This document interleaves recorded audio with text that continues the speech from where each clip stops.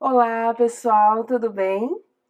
Sejam bem-vindos. Nessa aula, nós efetivamente vamos iniciar a história do Ramayana, uma história que inicia em Ayodhya, a capital do reino de Kosala, cujo rei Dasharata, ele é a representação da essência da verdade, ou seja, ele tem o compromisso muito fiel, muito ajustado ao Dharma, é a própria representação do Dharma, a verdade intrínseca, existente em todas as manifestações, né? E esse rei, ele queria muito ter filhos, ele já tinha 60 mil anos de idade, e ele não tinha tido filhos até então, embora ele tivesse ali 3 esposas, Kaikeyi, Sumitra e Kausalya.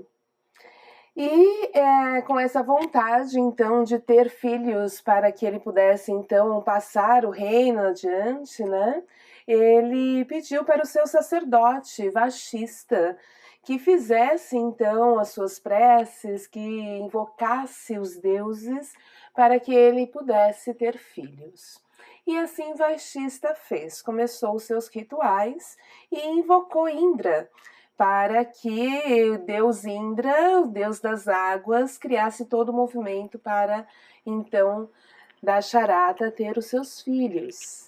E nesse momento que Vaishista, então, inicia os seus rituais, os céus de Indra tá uma loucura, tá em guerra, o Ravana, que é o rei dos demônios, ele destruiu tudo ao seu redor. Vamos lembrar que Ravana recebeu então uma bênção de Brahma, né? Um desejo que ele teve ali pela sua dedicação ao Dharma, pelo seu tapahá, Brahma foi obrigado a conceder então um desejo a ele, e esse desejo era que ele não pudesse ser morto por nenhum deus, nem por um demônio.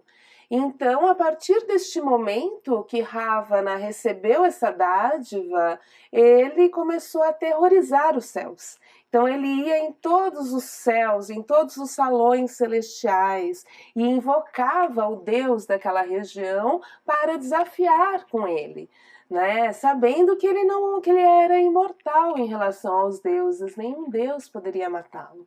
Então ele, com a seu ímpeto demoníaco, começou a arrasar todos os céus de Indra, e Indra estava em desespero, e ele ficou ainda mais bravo com a oferenda de Vaishista e com o pedido de Vaishista lá na terra, e ele naquela situação, né? Então, nesse momento, Indra vai e sobe para os céus de Brahma, né, como sendo um céu mais elevado, que não é atingido pelas forças de Ravana, né, e Brahma então recebe Indra e com toda calma tenta tranquilizá-lo de alguma forma. E Indra tá assim desesperado e pé da vida com Brahma, porque Brahma concedeu isso a ele, né? Como que você pode ter permitido que esse desejo acontecesse, que nenhum deus pudesse matar Ravana? Agora Ravana tem um poder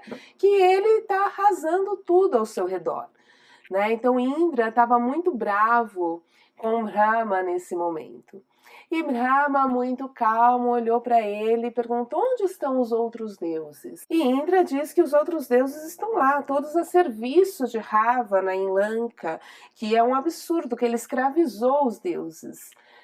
E Brahma diz: olhe novamente. Então Indra, a hora que ele olha novamente para Lanka, ele percebe que tudo aquilo era uma ilusão, que os outros deuses escaparam. E que ele, tão cólero que estava, ele não conseguiu nem perceber esse movimento e estava envolto ainda naquela prisão, né, daquele sentimento por conta da destruição do céu. E aí Brahma então tranquiliza ele, né, e diz que existe uma forma de de então combater Ravana, que Ravana, ao realizar o seu pedido, foi descuidado. Então, que Indra se acalme, que chame Vishvakarma, Vishvakarma é o arquiteto do céu, que chame ele para reconstruir o céu, e que ele iria então ter que atender o pedido de Vaishista, que estava lá na terra pedindo para Indra que desse filhos para Dasharata, e ele teria que atender ao pedido de Vashista, e com isso iria se criar recursos para então destruir Ravana. Ficou para Indra que para isso ele teria que subir ao céu de Narayana, né? E que Narayana poderia então ajudá-lo a solucionar todo esse problema. Então Indra, ainda pé da vida, ele continua reclamando um pouco, porque ele está nesse aspecto, né, da mente que está inconformada e não consegue sair do problema para conseguir observar de fora uma solução, né? Ele está imerso naquilo. Então, Indra, ele sobe aos céus de Narayana, mas ainda bem colérico, bem nervoso, e chega lá e começa a colocar para Narayana tudo o que aconteceu, a reclamar de Brahma, falar que Brahma é o único culpado de tudo isso, né? E aí Narayana então tranquiliza ele, relembra ele que ele não foi atento aos homens, que ele pediu Ravana, pediu para ser imortal pelas mãos dos deuses e pelas mãos dos rakshasas, dos demônios, né? Mas ele esqueceu dos homens, né? Mais para frente, Ravana vai deixar claro que não foi um esquecimento, né? Que ele não foi descuidado, que foi intencional, né? O fato dele não ter mencionado os homens. Mas nesse momento parece que foi então um descuido de Ravana. E então Narayana, como sendo essa força primal da existência de toda a manifestação, né? E que vem ao mundo, né, se manifesta em alguns momentos quando o Dharma precisa ser restabelecido.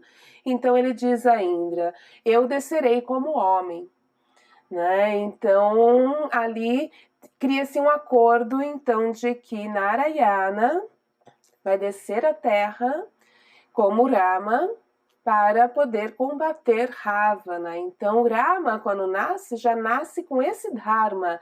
Ele é o próprio Narayana, né, que veio para combater Ravana. E Narayana tem o seu lado, o seu aspecto feminino também, né? Esse aspecto feminino é Lakshmi. E Lakshmi, então, também deve vir à Terra, né, para complementar Narayana, complementar, então, Rama. Então, Lakshmi vem à Terra como Sita. E a harmonia dos dois é necessária aqui nessa manifestação. Então fica decidido assim, Indra então atende os pedidos de Vaishista, e nesse momento surge na sala de Vaishista um deus enorme, representado por uma figura negra, enorme, um pouquinho até meio que assustadora, né, e oferece então um potinho de arroz, um arroz doce, para Dasharata, e diz: dê isso às suas esposas e terás filho. E assim acontece, né? Dasharata divide o arroz entre as suas esposas, mas não igualmente. Ele dá primeiro metade do pote, ele dá para Kausalya, que é justamente a mãe de Rama. Ou seja, ali veio a maior parte daquela essência, né, presente ali. Aquilo é como se fosse a própria essência de Narayana, um pedacinho dessa energia cósmica, então, que vem para ser, então, nascer como os filhos de Dasharata, os filhos da verdade, né? E daí ele dá metade, então, para Kausalya, e dessa outra metade que sobra, ele dá a outra metade para Sumitra, e a outra metade, ele, ao invés de dar para Kaikeyi, ele dá metade daquela metadinha que sobrou para Kaikeyi e o resto dá para Sumitra também. Então, de Kausalya nasce Rama, de Kaikeyi nasce Bharata, e como Sumitra comeu 2 vezes, ela tem gêmeos, nasce Satrughna e Lakshmana.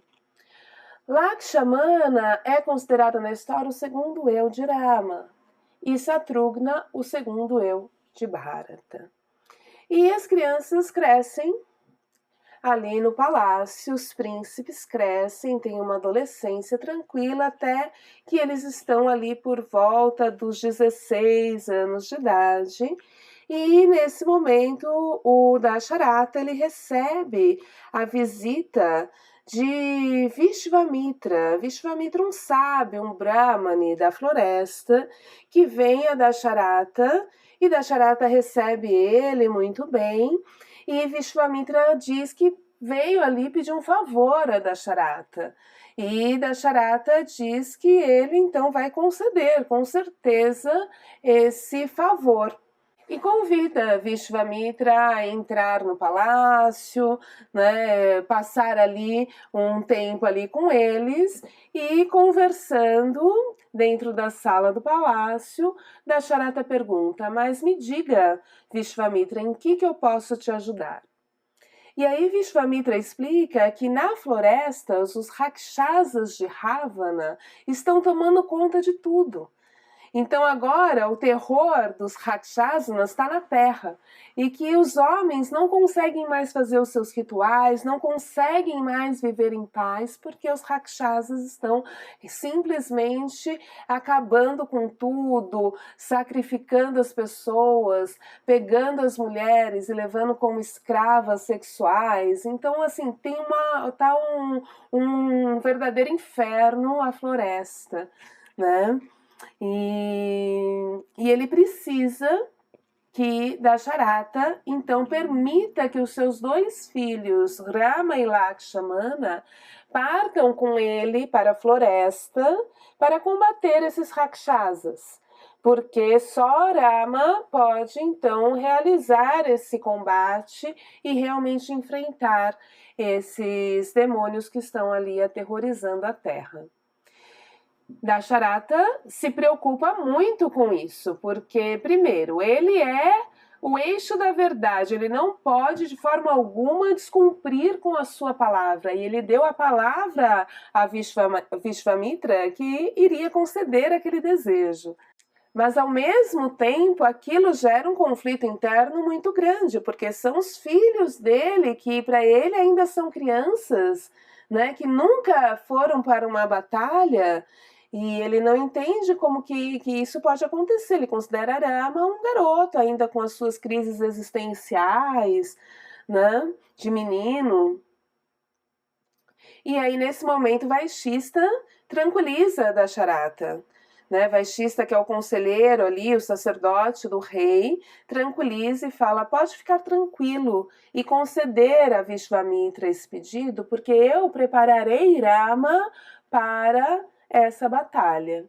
E com isso, Dasharata fica mais tranquilo e diz que tudo bem, que ele concederia esse pedido a Vishvamitra. E a história segue um percurso. Rama e Lakshmana então vão para a floresta com Vishvamitra. Esse trechinho da história, ele é desenrolado anos e anos mais lá na frente, como se fosse um parênteses dentro do Yoga Vaishista. Existe um texto, né, que é o Yoga Vaishista, que é como se fosse esse momento da história onde Vaishista fala para Rama, Vaishista fala para Dasharata que vai instruir Rama para enfrentar aquela guerra, Deste momento nasce então um livro que é o Yoga Vaishista, que é um tratado de yoga, né? Isso não está na história do Ramayana, mas esse momento é como se então Vaishista tivesse pego Rama e Lakshmana como seu segundo eu, levado para a floresta e ensinado-lhes os primeiros ensinamentos no yoga, para então fortalecer e dar o suporte necessário para enfrentar então a batalha, que é a própria batalha da vida. Vamos lembrar que tudo isso são aspectos nossos. Procure imaginar o Ramayana acontecendo dentro de você. Kosala é a sua caixa torácica, Ayodhya é o centro do seu coração. Lá onde mora a verdade querendo se expressar através do movimento da vida, né? Então, assim acontece. Na próxima aula, a gente tem um trechinho ali onde eu vou, então, colocar um pedacinho do Yoga Vaishista para vocês, um texto bem interessante, mas é muito interessante essa forma de colocação de toda a história. A Índia é como se você pudesse estender um tecido lá dos primeiros textos védicos até hoje, e a coisa ela vai se completando, ela vai se uniformizando, ela não tem meio nem fim, é tudo uma teia de conhecimentos, né? Então, anos e anos depois, não se tem muita data, mas provavelmente por volta de 800 anos depois de Cristo, nasce o Yoga Vaishista, e o Yoga Vaishista é um trechinho, um parênteses do Ramayana, sem que o percurso da história seja alterado, né? Assim como o Mahabharata tem o seu Bhagavad Gita, que é um texto que é colocado da mesma forma. Ele nasce depois e é inserido na história sem alterar o percurso, como se fosse um parênteses dessa história. Mas vamos lá, vamos continuar. Então, Rama e Lakshmana, após receberem essas instruções de Vaishista, saem para a floresta com Vishvamitra para terem então o seu primeiro combate. E curiosamente, como se fosse algo que já está, né, ali, que é o próprio Dharma, né, a própria essência que já vinha de guerreiro dentro daqueles adolescentes, eles combatem os Rakshasas rapidamente, né, e conseguem restabelecer muito rápido a ordem na floresta. E continuam então uma caminhada ali com Vishvamitra, e Vishvamitra comenta com Grama que existe o reino de Janaka, que está ali próximo, e neste reino existe um arco de Shiva, que é um arco praticamente impossível de vergar, né? Nenhum arqueiro consegue vergar o arco de Shiva, e que conseguir vergar o arco de Shiva é um dote de Sita.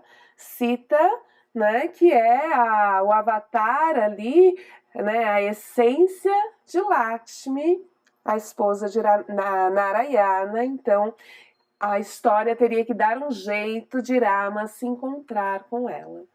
E aí Rama, então, segue para o reino de Janaka, com Vishvamitra, e chegando lá é recebido muito bem pelo rei Janaka, que então oferece o arco de Shiva a Rama, né, como dote de Sita, mas deixa bem claro de que a posição final é de Sita, né? Janaka, ele representa esse lado mais shivaísta, mais raiz, né?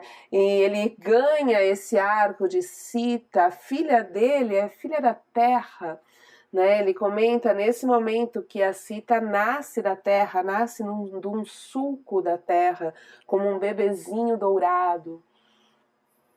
Então, toda essa cultura mais shivaísta, ela tem um aspecto mais matriarcal, né? Isso fica bem claro quando Janaka diz que, olha, mesmo envergando o arco, quem decide mesmo é Sita, né? E Rama, então, resolve conhecer esse arco, né? E o arco é um arco enorme, um arco que as pessoas não conseguiam carregar, tinha que vir num carro carregado por várias pessoas, e aí trouxeram aquele arco enorme, né? E Rama olhou para ele e nesse momento Rama pensa, esse arco está acima dos homens, mas só para testar vou tentar tocar. Quem sabe vou tentar vergar. E aí a hora que ele tenta vergar o arco, a força dele é tão grande, né? E nesse momento todo o reino de Janaka está ali para observar o que está acontecendo, né? E aí a hora que ele verga o arco, a força dele é tão grande que ele quebra o arco ao meio, com um estrondo que todas as pessoas que estão ali, elas caem no chão. Só fica em pé o Rama, Lakshmana e o rei Janaka. Isso impressiona todos, né? E o rei Janaka se impressiona também. Nesse momento ele pede pro seu mensageiro dizer, pergunta a Sita, né? E aí o mensageiro esfrega as orelhas e diz, ela ouviu chegando do alto da sua residência e quando o viu já se apaixonou por ele. Ou seja, mesmo antes dele envergar o arco, Sita já sabia, né, que ela já tinha essa conexão. Quando ela viu Rama, ela pensou, ele parece o deus Kama. Deus Kama é o deus do amor. Só que Kama não tem forma, não tem corpo, mas Rama tem. Então ela já se apaixona por ele ali, porque os dois foram destinados realmente a estarem juntos. Então assim acontece o casamento de Sita e Rama. Sita e Rama que se casam então nesse momento, né? Então rapidamente mensageiros são enviados para Ayodhya e trazem o rei Dasharatha, sua família, e organiza-se uma festa que o próprio rei Janaka então concretiza ali o casamento de Sita e de Rama. E as irmãs de Sita casam também com os irmãos de Rama. Então todos se casam, né? Todos os 4 irmãos se casam e retornam então para Ayodhya.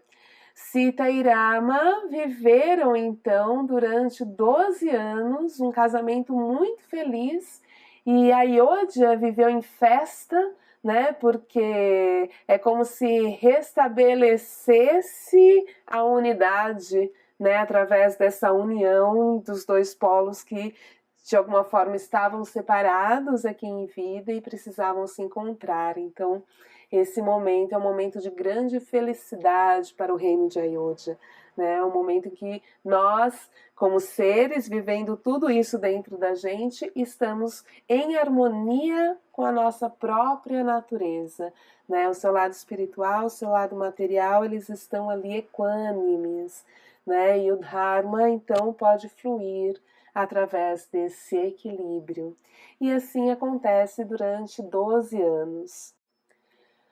Até que em um momento da história, o rei Dasharatha, ele queria tanto ver o filho dele, Rama, né, como rei, que ele não queria que isso acontecesse somente após a morte dele. Ele queria estar em vida vendo o filho dele reinar, né? E Rama, ele cresce como um príncipe que já está destinado a ser rei, né? Ele tem todos os atributos, toda a essência de um grande rei.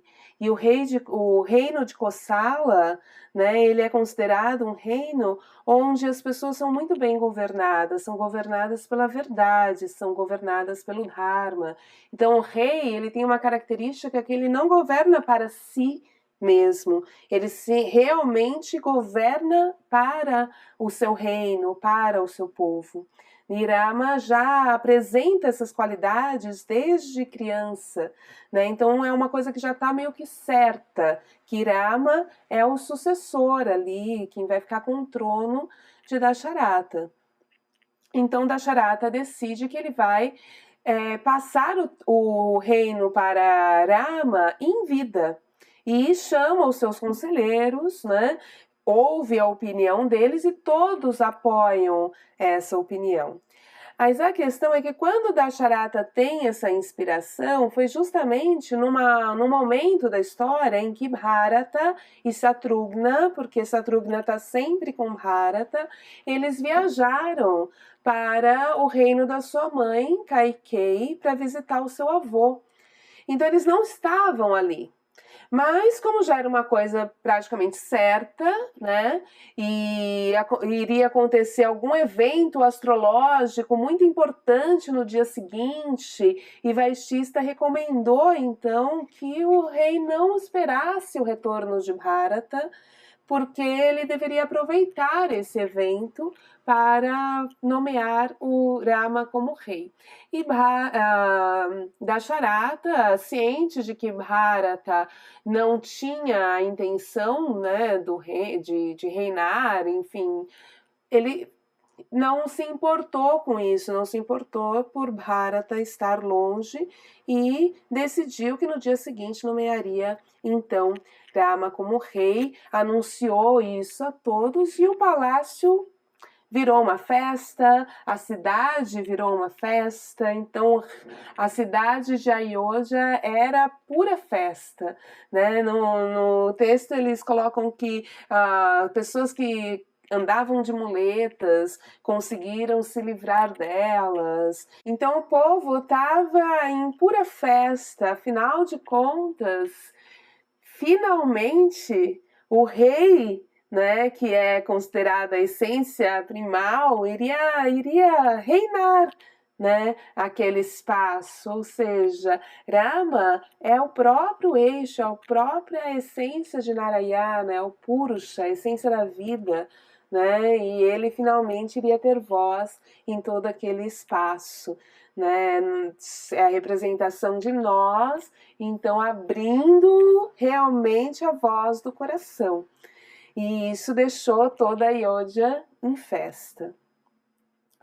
E no meio dessa festa toda, né, em algum momento ali no final da noite, chega uma senhora, que era a pessoa que cuidava de Kaikeyi, uma das esposas de Dasharata, aquela mesma esposa que lá atrás, quando era bem jovem, salvou a vida de Dasharata da guerra que ele estava envolvido ali com os rakshasas da seca.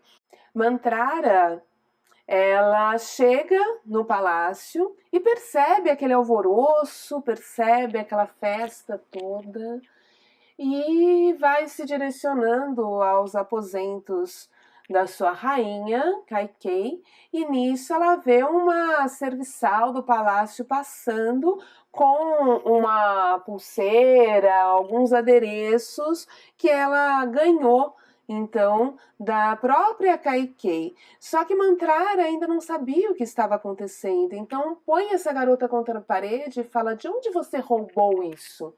E ela diz: não, quem me deu foi Kaikeyi. Querida Mantrara, Rama vai reinar, Rama vai ser rei, estamos em festa, né? Porque era um hábito, então, nesses momentos, dividir a riqueza, então fazer doações de presentes, mostrando a felicidade. Então Kaikeyi tinha dado aquela pulseira, né, à criada, e ela não tinha roubado, e ela explicou isso para Mantrara, e Mantrara ficou completamente cólerica com aquela situação, porque Rama então iria ser rei. E ela subiu para os aposentos de Kaikeyi. Mantrara representa uma ilusão, né? Como se fosse o próprio Indrajit, que é o Rakshasa, o demônio da ilusão, que vem e que transforma a situação dentro da nossa mente em outra situação, e a gente acaba acreditando nisso e tomando algumas decisões equivocadas, né? Então Mantrara vem e começa a falar para Kaikeyi que ela é louca por estar feliz porque Rama vai ser rei, que não é o filho dela que vai ser rei, que agora ela vai se tornar uma escrava de Kausalya. Kausalya, a mãe de Rama, que vai realmente mandar ali. E que a vida dela como rainha, que a boa vida dela está acabada. e que tudo isso, ela de alguma forma, ela consegue colocar na mente de Kaikeyi que tudo isso é uma conspiração contra ela, contra Bharata, que deve ser o rei. E Kaikeyi não tinha nem pensado nisso, e ela fala, não, Kausalya nunca vai fazer isso, eu amo Kausalya, eu amo Rama, Rama é como um filho para mim. Então Kaikeyi, ela representa uma mente ingênua e suscetível, né? Primeiro que ela é destemida, ela não tem medo de nada, mas nesse momento Mantrara consegue trazer essa ilusão para ela de uma forma tão, né, forte, que ela cai naquela ilusão e ela começa a temer tudo aquilo que Mantrara está falando, né? E ela começa então, e ela diz em um momento, Mantrara, eu não havia percebido essa conspiração contra mim. Ou seja, ela pega toda aquela situação e inverte na direção dela e contra ela, né? E com isso Mantrara fala, mas você tem como se defender. Lembre-se dos seus 2 desejos. Faça com que Bharata seja rei e com que Rama seja banido para a floresta por 14 anos, porque se ele não for, ele vai matar Bharata para ficar com Renado. Então ele precisa ser banido para a floresta, porque depois de 14 anos o povo já não vai mais se lembrar dele. E então Kaikeyi resolve recuperar os seus 2 desejos. Né? Só relembrando aqui que lá atrás ela salvou a vida de Dasharata e com isso Dasharata ofereceu a ela 2 desejos e na época ela não tinha nada que ela pudesse desejar que ela já não tinha. Ela tinha salvo a vida do homem que ela amava, ele estava ali com ela. Então, ela guardou esses 2 desejos. E então, nesse momento, ela se direciona ao quarto da ira. Então, o palácio tem o quarto da ira. O quarto da ira é justamente esse lugar que a gente vai na nossa mente, a hora que a gente se irrita com alguma coisa, a hora que a mente cega, né, por uma ilusão. Né? Esse quarto da ira, ele é descrito como um quarto sem janelas, né, com uma porta de ferro reforçada de bronze, da qual a única luz que entra é alguma que possa vir de fora. Né? Então é aquele lugar onde você não consegue perceber a sua própria luz, onde você não consegue enxergar a verdade, né? Ou você sai dele para poder enxergar, ou alguém te traz um insight, te traz um momento de consciência, né? Mas nesse lugar da mente a gente não consegue ter muita percepção da realidade das coisas. Dasharata, então, é chamado, né, para se dirigir ao quarto da ira e saber o que estava acontecendo.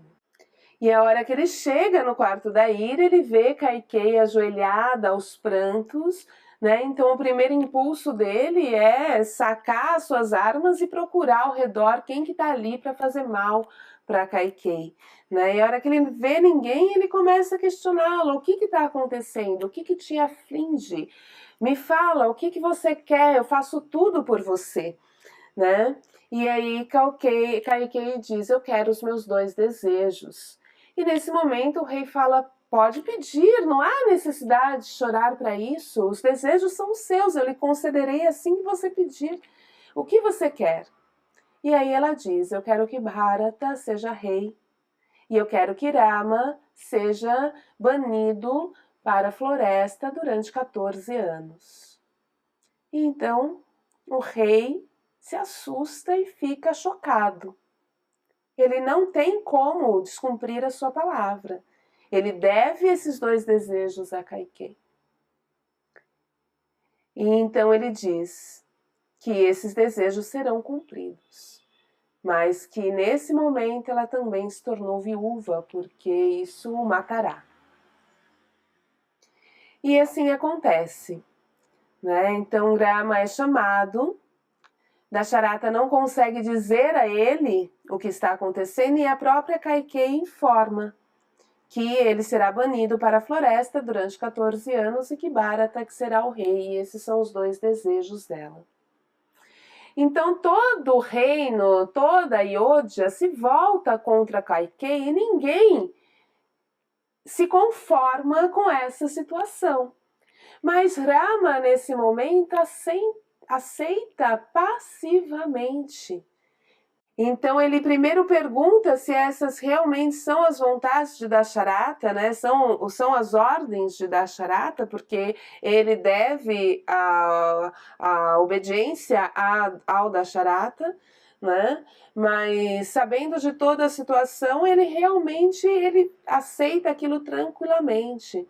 Né? E todos ficam indignados. Como é que Rama aceita isso com tanta passividade? Né? E ele ainda pede ao rei que tire a sua maldição contra Kaikeyi, porque o rei da Charata, ele fica tão angustiado e nesse momento ele amaldiçoa Kaikeyi. E a maldição de um homem dentro dessa tradição é algo certo. Então ele amaldiçoou a Kaikeyi a viver o resto da vida dele, o resto da vida dela no inferno. E aí Rama faz um pedido para o pai, que é de que ele retire a maldição contra a Kaikeyi. Rama, nesse momento, percebe ele como sendo a própria essência de Narayana, ele percebe que Kaikeyi foi um veículo para o Dharma, que o Dharma dele não era reinar a Ayodhya naquele momento, ele precisava ir à floresta, porque só na floresta que ele poderia então encontrar e combater o Ravana. Não que isso já estivesse claro, mas de alguma forma no coração dele aquilo estava assentado. Ele sabia que de alguma forma todo aquele movimento estava levando ele na direção do Dharma. Tanto que o pai dele fala: prende-me a mim, eu sou louco, pode me prender e assuma o seu reinado. A mãe dele fala: Rama, faça o que você quiser, você não precisa ir para a floresta, fique aqui, qualquer coisa você fica escondido dentro do meu quarto por 14 anos. No reino todo, ninguém queria que ele cumprisse essa promessa. Todos queriam que ele permanecesse e assumisse esse reinado e não assumisse aquele destino que estava sendo imposto ali por Kaikeyi. Só que Rama diz que a verdade tem que ser cumprida, o Dharma tem que ser cumprido. Então, se ele quebrasse esse destino, ele estaria praticamente quebrando a verdade do pai dele, né? Quebrando a palavra de Dasharata. Isso não poderia acontecer, então ele precisava sair para a floresta.